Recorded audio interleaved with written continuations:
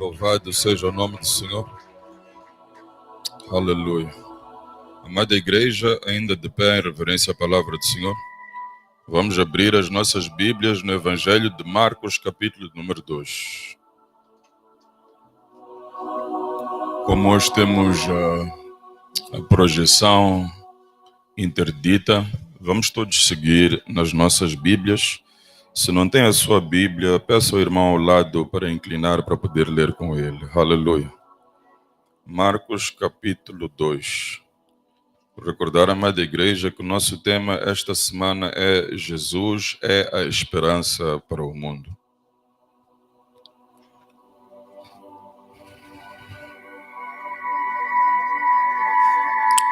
Marcos capítulo 2. O paralítico de Cafarnaum. E alguns dias depois, entrou outra vez em Cafarnaum e soube-se que estava em casa. E logo se ajuntaram tantos que nem ainda nos lugares junto à porta eles cabiam. E anunciava-lhes a palavra. E vieram ter com ele, conduzindo um paralítico trazido por 4. E não podendo aproximar-se dele por causa da multidão, descobriram o telhado onde estava e, fazendo um buraco, baixaram o leito em que jazia o paralítico. E Jesus, vendo-lhes a fé, disse ao paralítico: Filho, perdoados estão os teus pecados. E estavam ali assentados alguns dos escribas que arrazoavam em seu coração, dizendo: Por que diz este assim blasfêmias? Quem pode perdoar pecados, senão Deus? E Jesus, conhecendo logo em seu espírito que assim arrazoavam entre si, lhes disse: Por que arrazoais sobre estas coisas em vosso coração? Qual é mais fácil? Dizer ao paralítico: Estão perdoados os teus pecados? Ou dizer-lhe: Levanta-te e toma o teu leito e anda? Ora, para que saibais que o Filho do Homem tem na terra poder para perdoar pecados, disse ao paralítico: A ti te digo, levanta-te e toma o teu leito e vai para a tua casa. E levantou-se e, tomando logo o seu leito, saiu em presença de todos, de sorte que todos se admiraram e glorificaram a Deus, dizendo: Nunca tal vimos. Palavra do Senhor. Pai, em nome de Jesus, eis-nos aqui, Senhor, nesta manhã, para prestarmos adoração somente a Ti. Nós, ó Pai, somos meros homens e por intermédio do canal da nossa boca, do nosso corpo, de tudo quanto nós somos e damos, nós entregamos a Ti em adoração. E este privilégio foi o Senhor mesmo que abriu as portas para que o Senhor assim o fizesse, porque o Senhor nos amou enquanto ainda éramos pecadores, que o Senhor deu seu Filho unigênito para que todo aquele que em Ti crê não perecesse, mas tivesse a vida eterna. Por isso, ó Pai, é que podemos nos achegar a Ti hoje, ó Rei de toda a glória, com ousadia diante do trono da graça, na certeza de que Tu, Senhor, ó Pai, irás falar e ministrar sobre nós. Senhor Jesus, Senhor, que a Sua voz se faça audível aqui nesta manhã, a semelhança de quando o Senhor estava presencialmente com os discípulos, que deste vaso não saia nenhuma palavra que provém do homem. Espírito, fala aquilo que provém do trono da graça e não aquilo que provém do homem. Senhor, à medida que a Sua palavra é explanada, traga renovo, transformação, repreensão, esperança, cura, libertação, segundo a medida que o Senhor bem quer. Faça, Senhor, ó Pai, aquela que é a Sua gloriosa vontade. Tome cativo, Senhor, o nosso entendimento, os nossos corações, a nossa atenção, para estarmos meramente focados naquilo que o Senhor quer assim fazer. Que, Senhor, os nossos corações, nesta manhã, sejam um terreno, Senhor, ó Pai, preparado para receber a semente, porque o problema nunca foi com a semente, mas é sim com a recepção do terreno. Então que o terreno, que é o coração, esteja receptivo nesta manhã, em nome de Jesus.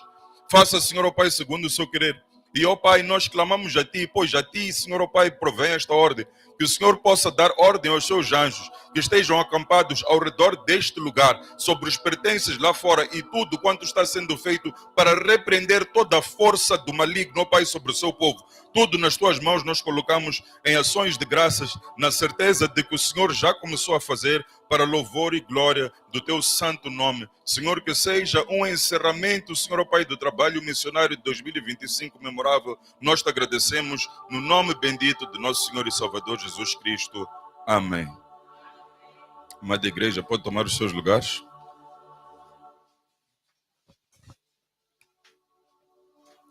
Aleluia. Jesus é a esperança para o mundo. Diga ao seu irmão ao lado, esperança.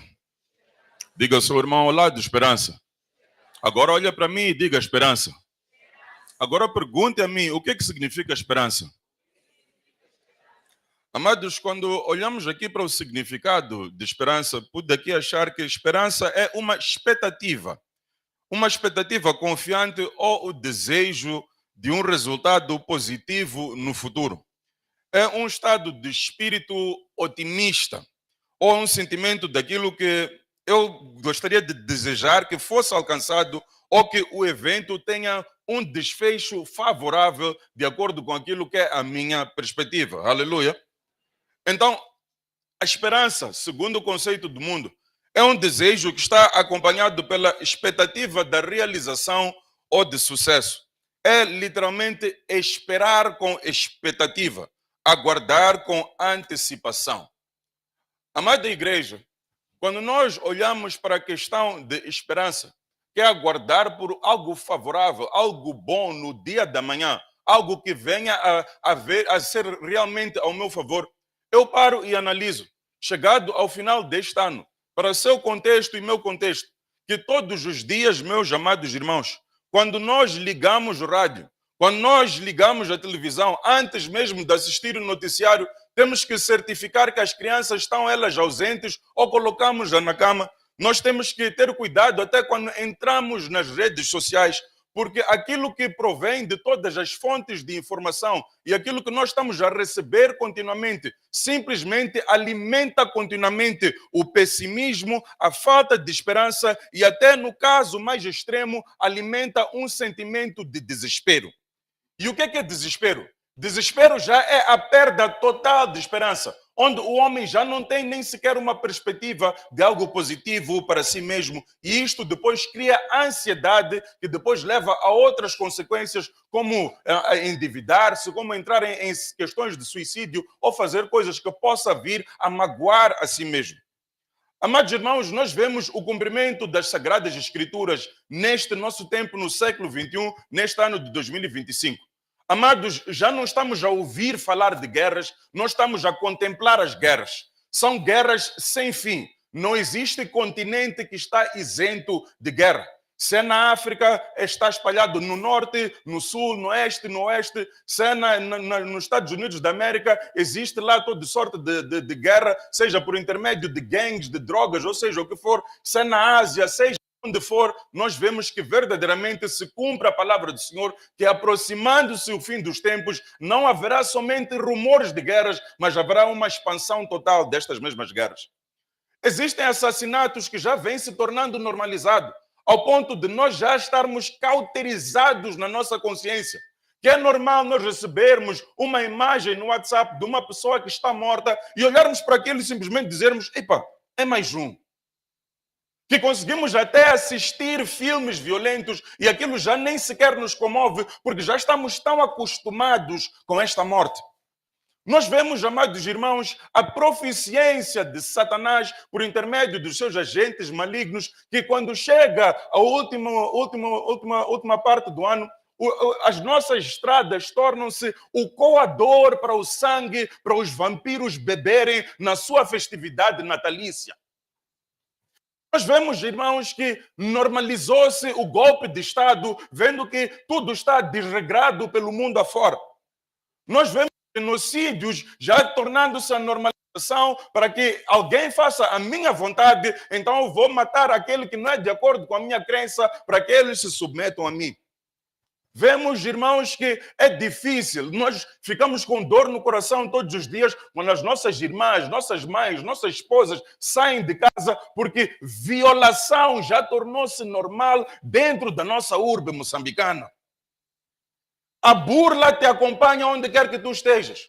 Basta ter celular, é normal no dia 2 tu receberes pelo menos uma mensagem de alguém a dizer para poder receber uma recarga de 600, manda 200 para este número. Tantos escândalos, tanta coisa que está ao nosso redor, e à medida que aquilo vai nos alimentando, o pessimismo se instala no nosso coração, a falta de esperança, e a posterior leva isto para o desespero. Mas, amados, há uma boa notícia, que a nossa esperança não está firmada nas coisas deste mundo, mas nossa esperança está firmada numa pessoa. Amados, a própria palavra do Senhor para a meditação desta semana bem nos diz em 1 Coríntios capítulo 15, versículo 19, que se esperamos em Cristo, só nesta vida, somos os mais miseráveis de todos os homens.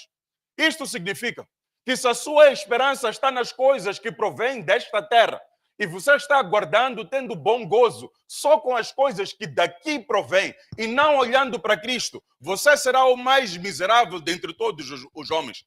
Porque enquanto os homens, eles até alicerçam a sua esperança nas coisas do mundo, usam dos recursos do mundo e conseguem até desfrutar-se daquilo que parece uma beneficência temporária. O irmão que está na igreja nem disso se beneficia. Se você perde a esperança porque não está a comer das coisas daqui da terra, você vai ser muito miserável.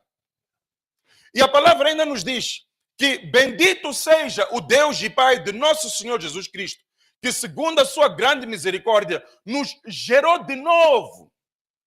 Ele nos deu uma nova vida. E esta vida, com ela veio uma viva esperança. Diga viva esperança. E esta viva esperança vem por intermédio da ressurreição de Jesus Cristo dentre os mortos. Isto porque, amados irmãos?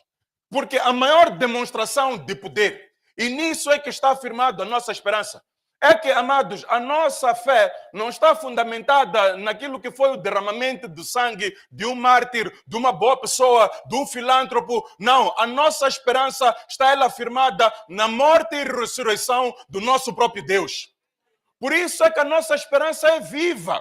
Porque enquanto muitos homens morreram e existem memoriais para se recordar dele, este morreu e ressuscitou, o nosso Deus está vivo.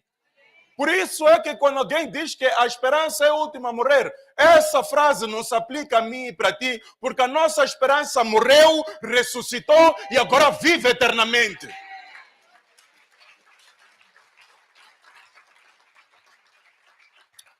Por isso, amados, é que a minha e a tua esperança não é um conceito, é uma pessoa. A minha e a tua esperança é Jesus Cristo. Aleluia! E, amados, a nossa esperança, ela se manifesta por intermédio da fé. E esta fé, ela vem por intermédio da própria palavra.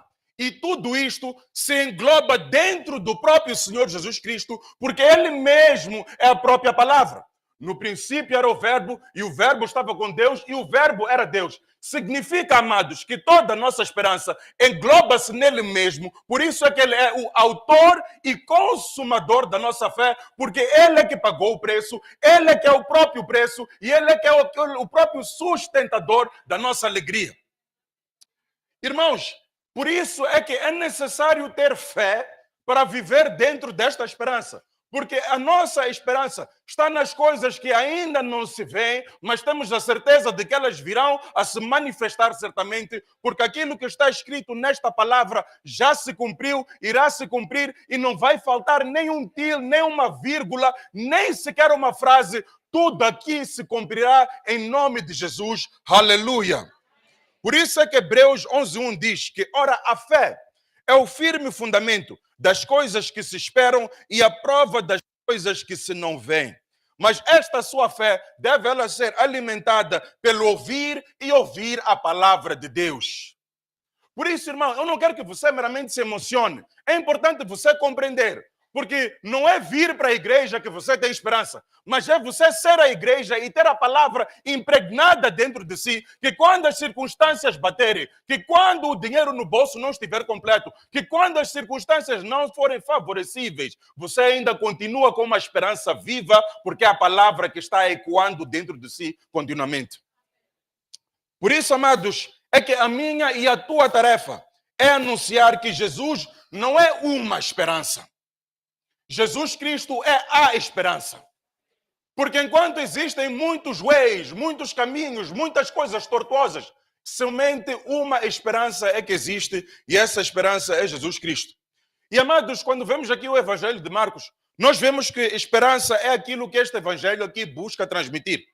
Isto, amados, foi escrito por volta dos anos 50 depois de Cristo. Não é meramente para informação, é para compreender. Porque quando João Marcos escreveu o Evangelho, João Marcos foi ele um dos primeiros discípulos da igreja primitiva. Serviu ele debaixo da orientação de 3 dos apóstolos, apóstolo Paulo, Pedro e também Barnabé. Barnabé também é visto como um dos apóstolos, porque em Atos capítulo 13, quando os profetas e os doutores ali colocaram as mãos, mandaram Paulo e Barnabé para a obra do Senhor. Aleluia! Então ele serviu debaixo destes 3 apóstolos. E estando ele a servir debaixo deles, ele também foi um dos que testificou aquela que foi a ressurreição e a ascensão de Jesus Cristo. E quando ele estava a passar por esta situação, porque nestes anos 50 depois de Cristo, um fenômeno muito terrível estava a acontecer. Era um momento de perseguição ferrenha contra a igreja do Senhor. Porque naquela altura o imperador Nero começou já a perseguir e a matar os cristãos, começando mesmo pelo apóstolo Paulo e os demais cristãos que se encontravam dentro daquilo que era o governo romano. Amados, olhem só para a tamanha perseguição que estes irmãos aqui passavam.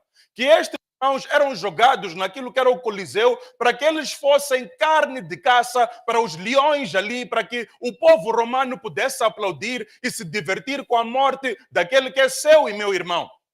Passavam por tamanha perseguição que o próprio imperador, ele fazia questão de matar aqueles que eram cristãos, colocava eles como se fossem estacas pela cidade e os acendia como se eles fossem um fósforo para estar a iluminar a cidade. Mas uma particularidade, amados irmãos, é que no meio desta perseguição, a igreja só multiplicava. Porque eles sabiam em quem eles criam. Que não era qualquer circunstância que os afastava. Amados irmãos, se alguém está a perguntar, será que este pastor está a dizer que nós então temos que morrer nos dias de hoje? E se eu te disser que sim, amado irmão? Porque a própria palavra de Deus nos diz, o nosso Senhor Jesus Cristo assim diz, que se alguém quiser vir após mim, negue-se a si mesmo, toma a sua cruz e siga-me. A renúncia é uma morte. Morra para si e viva para Cristo. Aleluia!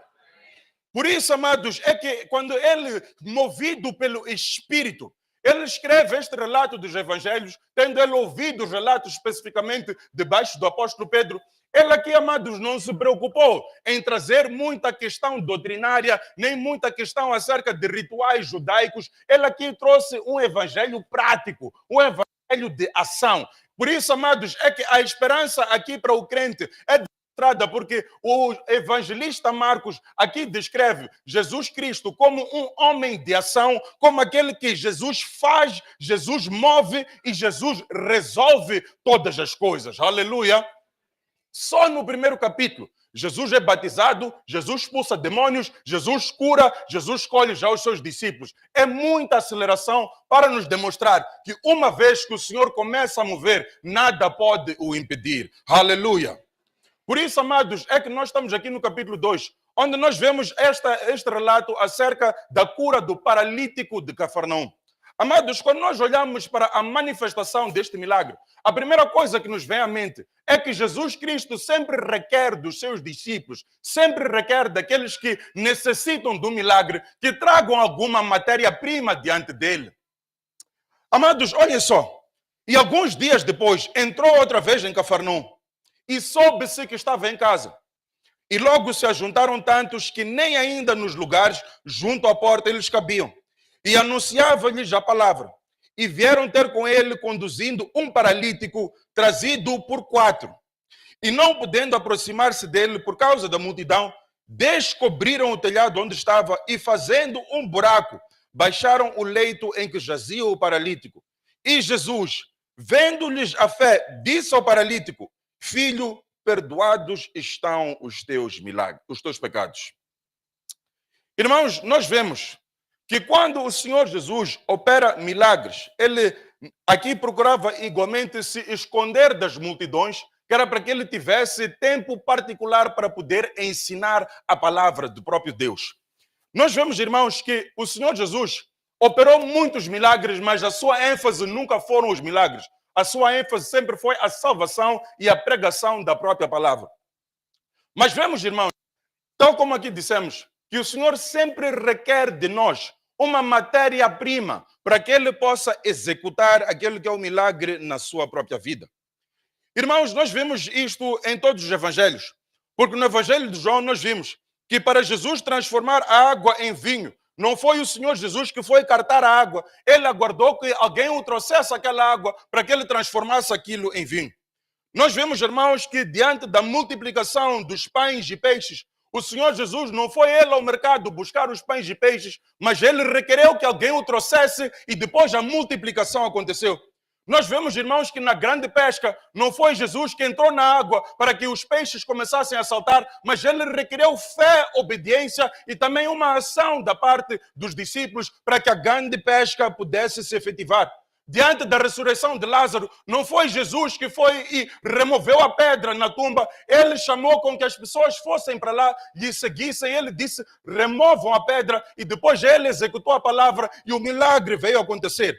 Quando o filho da viúva de Naim estava morto a jazer e o Senhor Jesus estava a caminhar, não foi Jesus que foi ali e fez questão de aproximar, saltar para tocar no corpo morto. Eles assim colocaram diante dos seus pés e aí é que o Senhor executou o milagre. Amado irmão, quer ver o mover de Deus na sua vida? Então traga a matéria-prima diante do Senhor. Porque aqui nós vemos, irmãos, que esta casa estava cheia. Estava cheia até a porta, de tal forma que existia uma barreira humana que as pessoas não conseguiam lá entrar. Isto, amados, muitas das vezes é aquilo que acontece na nossa própria vida e também aquilo que acontece naquilo que é a ministração e a pregação do próprio Evangelho, que sempre vamos encontrar barreiras corpóreas, sejam elas por intermédio de forças governamentais, sejam elas por causa de pessoas que só estão a ocupar o espaço, sejam elas por causa de oposição, sempre haverá barreira. Mas diante desta barreira, certifique-se que o seu foco não está em reclamar porque a igreja está muito cheia, não está em reclamar porque o estacionamento está abarrotado, não está em reclamar porque existem pessoas confusas dentro da igreja. O seu foco é ir ter com Jesus. Porque, irmãos, eles aqui, os 4 homens, quando souberam que Jesus estava lá a dar e a ministrar este ensino, eles aqui carregaram-se e certificaram que não carregaram só eles mesmos, mas foram e carregaram um paralítico. Quando olhamos para o relato, amados irmãos, deste acontecimento, a palavra de Deus não nos diz se eram 4 vizinhos. A palavra de Deus não nos diz se eram 4 familiares. A palavra de Deus não nos diz se eram 4 inimigos, mas pressupõe-se que se alguém, da sua livre e espontânea vontade, decidiu carregar uma maca, estes certamente eram amigos deste homem paralítico. Então eles aqui, amados, levaram este homem, foram eles à cruzada. Eu imagino que aquela manhã o paralítico acordou numa situação normal do seu desespero, a qual ele acorda dizendo, minha vida não está a andar, as minhas coisas estão paradas, minha perna está a doer, eu não consigo me mover. Mas porque houve um ousado, eles ali disseram, chega de reclamar, porque não é por intermédio de reclamar que Deus responde às tuas orações, é por intermédio de entrega direta a Ele. Mas eu quero lhe dizer, amado irmão, quando nós vemos o relato destes 4 homens, também em perspectiva, aquela que é a sua família, porque outrora alguns carregavam-se mesmo doentes para ir a Nova Mambone. Então, se ele quer o seu milagre, saia da sua casa e venha aqui para a igreja. Está a perceber o que eu estou a dizer? Porque nem sempre é que as pessoas têm que se mover para ir ao teu encontro. Há vezes que você tem que ir ao encontro daquilo que você quer. Estes 4 homens carregaram este seu paralítico. foram até ali, depararam-se com uma barreira, mas diante da barreira, eles não viraram para trás, eles não disseram, opa, se calhar vamos ver um outro dia, hoje está muito cheio. Eles tiveram e maquinaram uma ideia que só eles já que assim conseguiam fazer. Irmãos, quando olhamos para a arquitetura das casas, naquela altura em Cafarnaum, aquelas casas tinham um telhado que era feito de barro e de madeira, coisas que eram duras. E o acesso para o telhado não era uma coisa fácil. Algumas casas, por vezes, tinham aquilo que era o lugar onde guardavam os animais num andar de cima. Mas o próprio telhado para a casa era inacessível. Mas, irmão, eu quero aqui lhe dizer que quando uma pessoa realmente quer um encontro com o Senhor Jesus, o inacessível torna-se acessível. Porque aqui, eu não sei qual foi a logística, não sei qual foi a ideia, não sei qual foi o pensamento, não sei se 4 estavam a carregar a maca e o outro estava a carregar escadote, eu não sei. Só sei que quando eles viram que ali estava inacessível, eles disseram, eu não volto para casa com este peso. Oh my God! Temos que estar cansados de vir para aqui com o paralítico nas nossas costas e voltar para casa com o paralítico. Nesta manhã o paralítico tem que sair daqui e andar em nome de Jesus.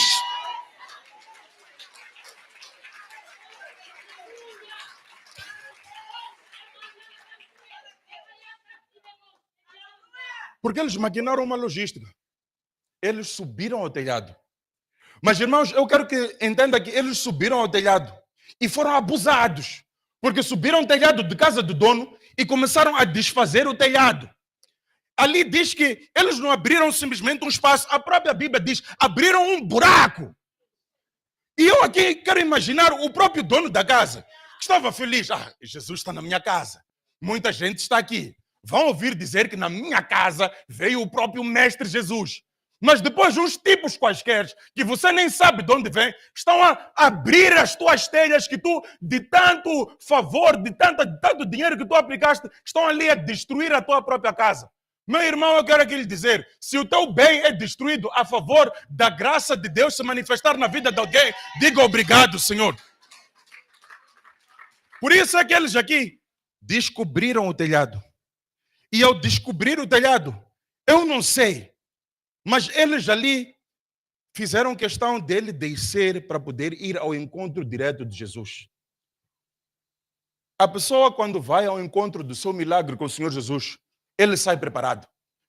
Porque se eles fizeram descer o leito, e olhe só, amados, aqui a palavra bem nos diz que quando o Senhor, não podendo aproximar-se dele, descobriram o telhado onde estava e fazendo um buraco, baixaram o leito em que jazia o paralítico. Entenda o seguinte, amado irmão. Um paralítico está numa maca que tem 4 pontos. Estamos juntos, meu povo de Deus. E estes 4 pontos significa que precisava-se de uma alavanca. Então, se eles fizeram descer o leito, significa que estes 4 estavam no telhado, tinham cordas e cada um ia fazendo com que aquela corda descesse a mesma medida ao mesmo tempo. Por quê? Porque, amados, quando você está a procurar pregar o evangelho, quando você está a fazer a obra do Senhor, quando você está a querer fazer qualquer coisa que é para Deus, se você acelera ou retém, vai fazer com que o paralítico caia e depois ele saia numa situação pior com que aquela que ele já entrou. Você não percebeu o que eu disse? Amados irmãos, quando nós estamos a fazer a obra do Senhor, é tudo em união e em concordância. Que eu estou a puxar, você está a puxar. Eu estou a baixar, você está a baixar. Para o benefício daquele que precisa do milagre. Aqui não há hiper mega obreiro, aqui não há departamento dos novos convertidos, departamento das missões. Todos nós fazemos a obra para que o paralítico não caia. Muitos estão a deixar paralíticos que entraram numa condição terrível sair da igreja ainda pior, porque você quer puxar o galho sobre ti. É tudo em cooperação. Porque Paulo plantou, Apolo regou, mas é Deus que deu o crescimento. Quando nós fazemos a obra de Deus, o objetivo é que o nome do Senhor seja exaltado. Porque destes 4 homens, nenhum deles aqui está registrado o seu nome. Mas você quer o seu nome em tudo. Queres dar um pão com badia ao mendigo na Vladimir Lenin, pregando a palavra de Deus. No anonimato, nós nos consagramos e entregamos a obra ao Senhor. Muitos não entendem que colaboração não é uma coisa do homem, não é uma coisa da igreja. Colaboração, uníssono, concordância, união é uma coisa divina. Que começou com o Senhor quando ele disse: façamos o homem a nossa imagem e semelhança. Departamento de Missões, eu vos abençoo dizendo: sejam unidos em 2026. Que nenhuma pessoa aqui queira se levantar para puxar o galho para si, porque existem almas que estão debaixo do vosso cuidado. Mas estas almas não pertencem a vocês, nem sequer pertencem à direção da igreja, nem sequer pertencem à banda ou qualquer pessoa. As almas pertencem ao Senhor. Meu Deus! Irmãos, quem me dera ter 4 amigos como estes aqui. E aqui, amados, nós vemos que Jesus não se maravilhou com o paralítico. A palavra nos mostra que Jesus se maravilhou com a fé destes 4 homens. A tua fé vai salvar muitas pessoas, se tu assim o aplicares. Deixa eu declarar sobre a tua vida. Que Deus te dê amigos que façam te progredir em nome de Jesus. Que Deus te dê amigos que queiram te levar mais próximo do Senhor Jesus. Que Deus te dê pessoas que te ajudam no teu destino para avançar para aquilo que é o bom porto. E aqui também queremos repreender todo sanguessuga, todo interesseiro, todo aquele que vem para roubar informação, para aplicar na sua vida. Aquela que vem, diz: minha amiga, gostei do teu vestido, para ela ir para a mesma loja, te dar cabeçada, para ela estar bonita, caia por terra!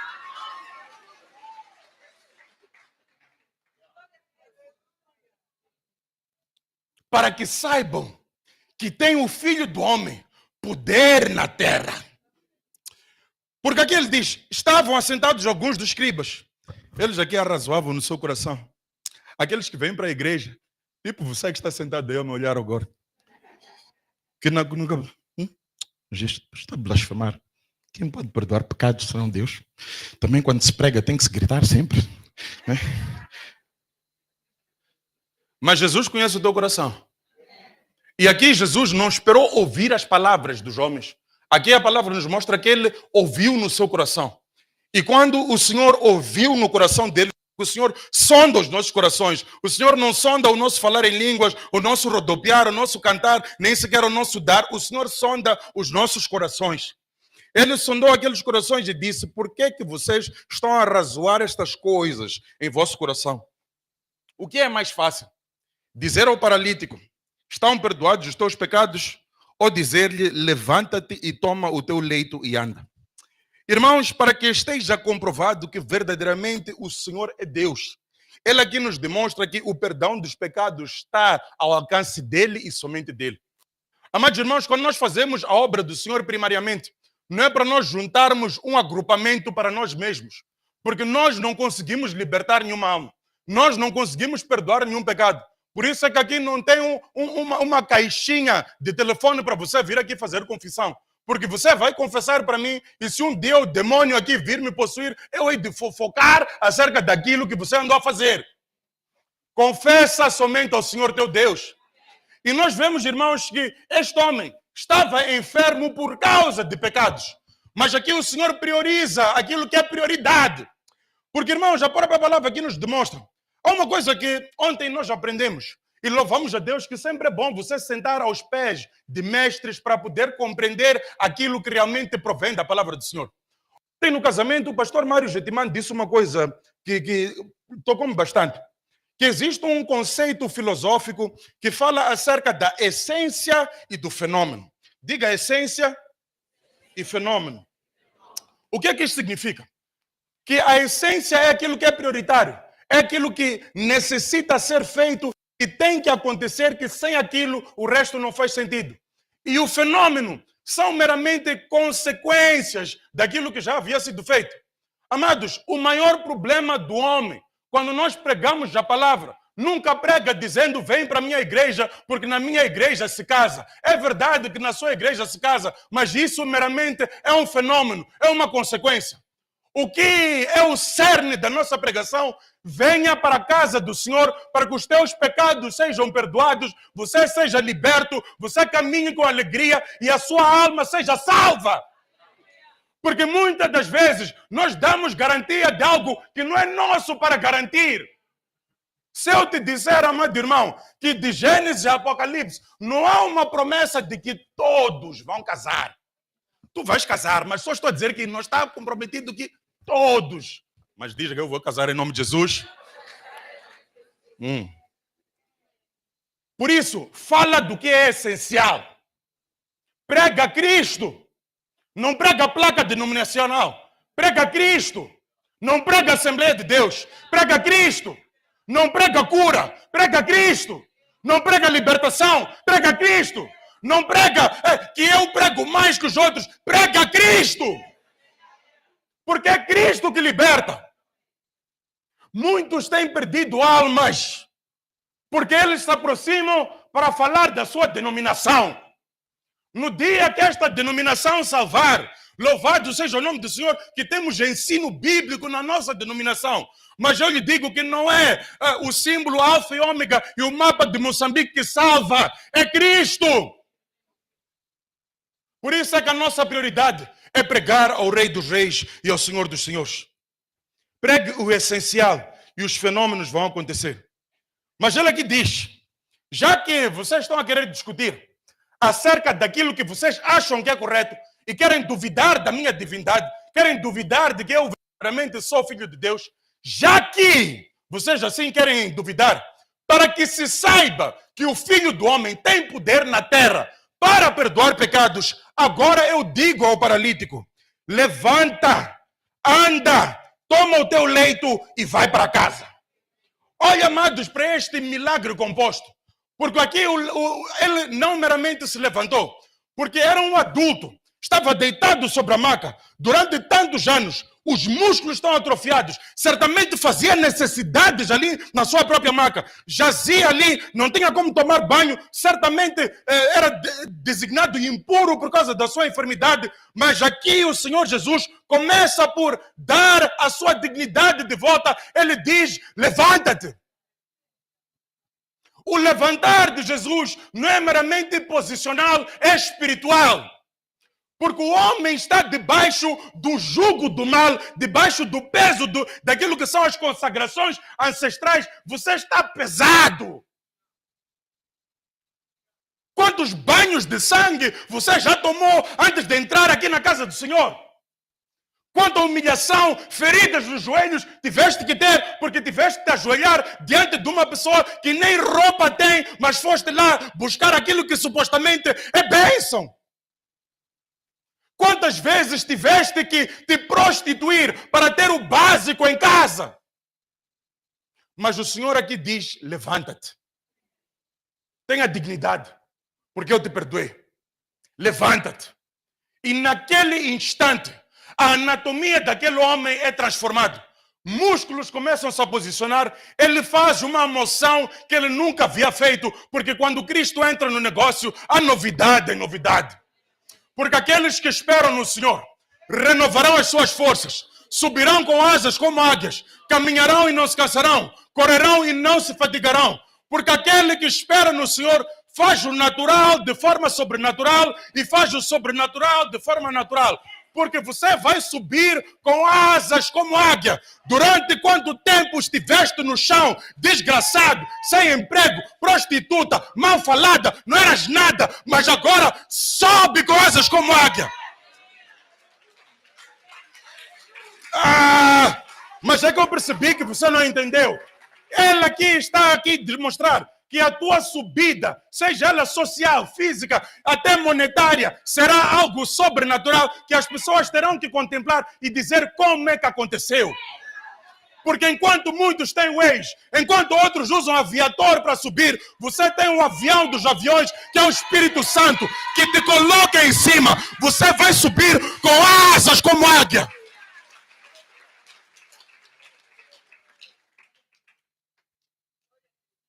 Enquanto todos ao teu redor estão-se a cansar, tu tens uma força renovada de forma sobrenatural.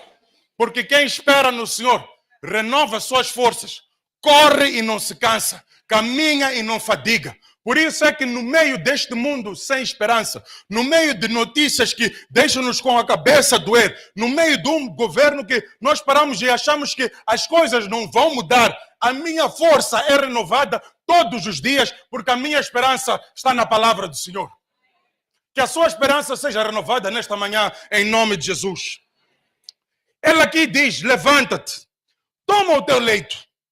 Quando o Senhor diz para tomar o seu leito, Ele está a dizer, leva aquilo que era a tua vergonha e vai mostrar àqueles que outrora te zombavam por causa daquilo. Para que se saiba que o Filho do Homem tem poder. Irmão, quando se faz o testemunho não é show-off. O testemunho é demonstração do poder de Deus. Irmão, é necessário que haja testemunho para que nós saibamos exatamente que este Deus que nós pregamos não é meramente teórico, é um Deus prático. Deixa de ter medo daqueles que estão na igreja e vão falar de ti, porque mesmo se não fizeres nada, vão falar de ti. Então venha e testifique que neste ano de 2025 o Senhor me ajudou em XYZ. Que neste ano de 2025 eu escolhi testificar a 5 almas e 3 delas vieram à casa do Senhor. Não tenha medo, não tenha vergonha, porque testemunha para Deus. Ele aqui diz, leva a tua vergonha, caminha com ela e usa aquilo como troféu, para que se saiba que onde te eu tirei, verdadeiramente só pelo poder de Deus. E ele caminha com o seu leito. E ele não diz para caminhar com o seu leito, para ir para qualquer lugar. Ele diz, vai para casa. Volta para casa. Para a origem da enfermidade, volta para casa. Para o lugar onde te desgraçaram, volta para casa. Para o lugar, certamente, se calhar é lá onde te amaldiçoaram, volta para casa. E quando voltas para casa, tu não estás a ir lá para lutar com ninguém. Tu estás a ir lá para testificar que Jesus é o Cristo, para a glória de Deus Pai.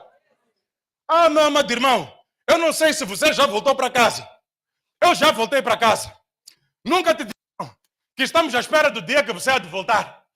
Para vermos se esse teu Deus realmente é Deus, ou se você há de vir aqui render com os teus antepassados. Nunca te disseram. Já me disseram. Mas no dia que eu voltei para casa, não foi por causa dos antepassados. Nem sequer foi por causa de uma pessoa que morreu. Mas foi por causa daquele que morreu e ressuscitou, para que se saiba que o Filho do Homem tem poder para perdoar os pecados. Porque, irmãos, é maravilhoso contemplar quando o Senhor perdoa pecados e Ele transforma uma pessoa para aquilo que outrora ele era, para uma coisa renovada.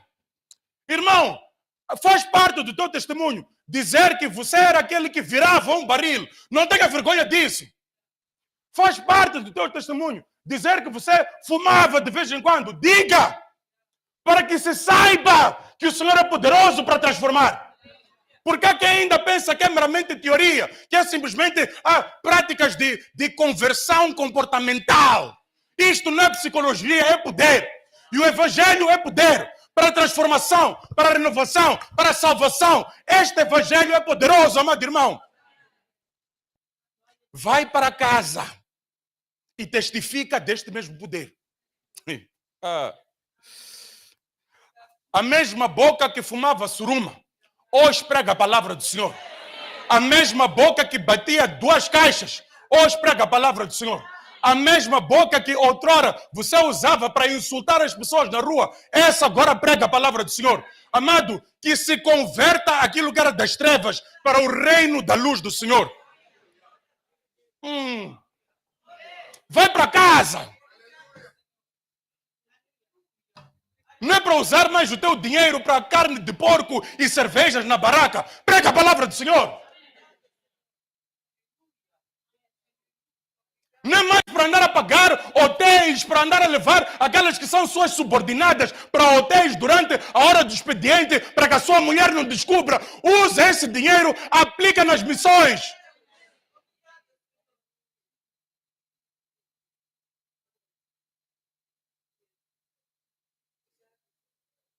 Gerir 2 casas, enquanto a sua casa está de cabeça para o ar. Eu nesta manhã quero lhe dar uma boa ideia. Se não sabe o que fazer com o seu dinheiro, traga para a construção da casa do Senhor. Vamos aplicar devidamente. Não faça mais isso consigo. Não seja mais um vetor de autodestruição para si mesmo. Porque, irmãos, aqui é uma coisa. Nós somos proibidos de reclamar acerca do nosso contexto social se nós não usamos aquilo que é o poder do Evangelho para transformar aquilo que está ao nosso redor. Amado irmão, a pregação do Evangelho não é atividade eclesiástica. A pregação do Evangelho é uma urgência de ontem. Porque se tu não pregas o Evangelho, aquele que devia ser um evangelista vai ser aquele que vai te esfaquear, porque ele quer o teu celular. Se tu não pregas o Evangelho, aquele que um dia virá a ser teu genro e vai espancar a sua filha, porque hoje não pregaste o Evangelho, o sangue está nas tuas mãos. Se tu não pregas o Evangelho hoje, aquele que é o governante do dia de amanhã, se ele for corrupto, a culpa é nossa. Por isso é que a pregação do Evangelho não é uma mera atividade, é a própria sobrevivência da nossa vida. Aleluia! Amados, eu fiquei maravilhado com o testemunho de um pastor de uma certa nação africana. Se não estou em erro, é ugandês. Amados, aquele pastor não é agrônomo, não tem nenhuma proficiência nisso, mas dentro do ministério dele, eles começaram a implementar táticas de agronomia. Começaram a entrar até em as zonas áridas, zonas desertas, e começaram a fazer com que aquilo viesse a ser útil para a produção. E o que é que até começou a acontecer? Aquela igreja agora é responsável por fazer produção até para a própria nação. E saiu da nação e eles já estão até a prestar apoio para Sudão, para a República Democrática do Congo, tudo a partir da igreja. Amados, a palavra de Deus nos diz que a terra aguarda a manifestação dos filhos de Deus. Não é mera teoria. Se o mundo está como está, é porque a igreja está preguiçosa. Se o mundo está como está, se as escolas estão como estão, não é esperar o governo, nós temos que abrir mais escolas. O mundo aguarda a manifestação dos filhos de Deus. E ele aqui, amados, saiu em frente de todos. Não de alguns, saiu em frente de todos. E todos se admiraram e glorificaram a Deus. E disseram, nunca tal vimos. Nunca vimos uma coisa parecida. Nunca se viu tal manifestação de graça. Nunca vimos tanta manifestação de amor. Nunca vimos tanta manifestação de poder. Amado irmão, que por intermédio do nosso testemunho, alguém possa dizer que eu nunca vi tal coisa. Que quando eu for verdadeiramente a manifestar a glória de Deus através da minha vida, alguém diz, eu nunca vi tal coisa. Que quando fores interdito pelo polícia, e ali tu até estás numa situação em que sabes que estás com algum documento fora de dia, e ele ali está a ameaçar-te para passar uma multa acima de 10 mil meticais, e ele viu que na tua carteira tinha 200 a espreitar, tu dizes, não, peço que me passes a multa. Ele para e diga, eu nunca vi tal coisa. Porque é aqui onde se diferencia quem pertence ao Senhor e quem caminha no mundo. Não se comprometa nem sequer por causa de uma coisa pequena, amado irmão, para que se saiba que é o Filho do Homem que tem poder na terra para perdoar todos os pecados. Aleluia. Amados irmãos, Jesus é a esperança do mundo, que muitos ainda não ouviram e nem sequer viram. Mas cabe a ti, meu amado irmão, nesta manhã, tomar a decisão de ser um vetor, um canal, para que as pessoas possam ouvir Jesus e ver Jesus, para que a sua esperança finalmente seja ela verdadeiramente renovada. Que eles possam clamar ao Senhor Deus e viver uma vida que verdadeiramente é agradável.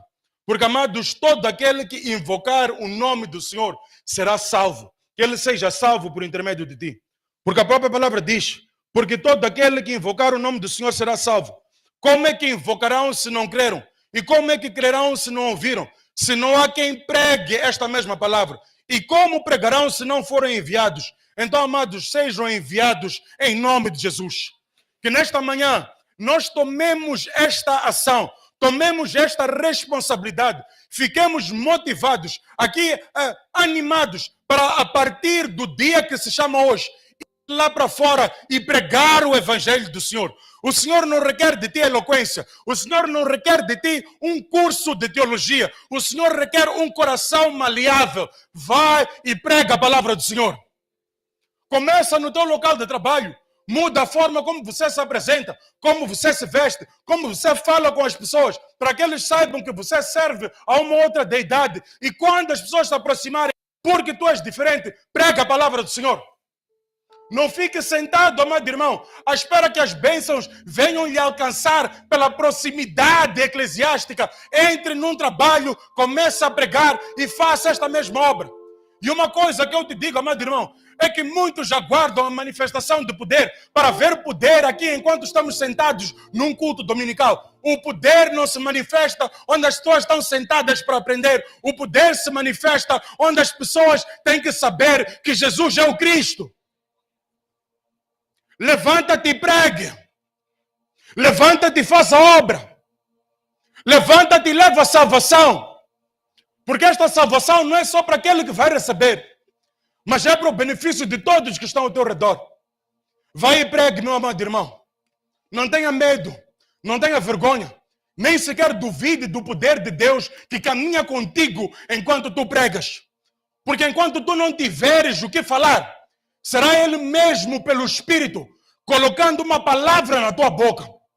Porque será que entrarás em contato com uma pessoa que nem sequer sabias que queria cometer suicídio?